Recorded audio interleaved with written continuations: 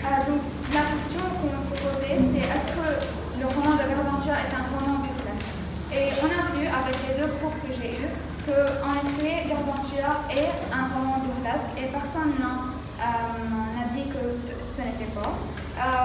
En fait, il n'y a pas beaucoup d'arguments sur cette question, mais les exemples sont très excessifs et divers.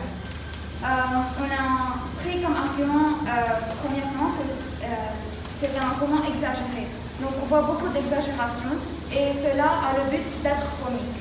Par exemple, la naissance de Gargantua dans le chapitre 6, on avait beaucoup de détails sur le corps humain.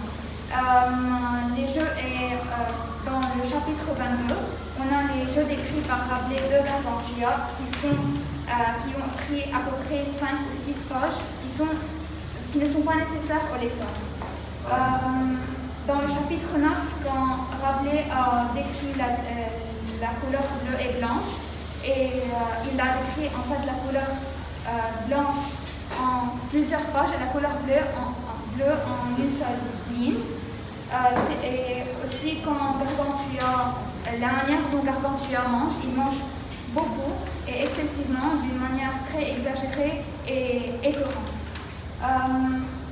Et aussi quand Gargantua a pris les cloches de Notre-Dame dans le chapitre 17 et la quantité de lait qu'il avait besoin dès la naissance à boire.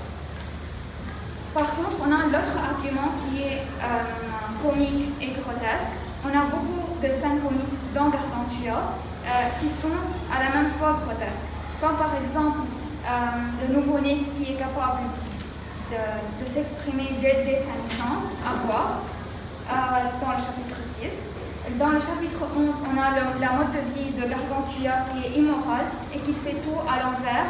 Par exemple, quand il urine dans son soulier. On a aussi, quand Rabelais critique les philosophes, il les critique à travers la façon dont Gargantua a été éduqué. Et on a beaucoup de jeux de mots. Par exemple, le vivaré fait référence à boire dans le chapitre 6, mais en fait c'est vivaré. Et on a l'invention de beaucoup de nouveaux noms comme croque-mouche et d'autres. Bravo.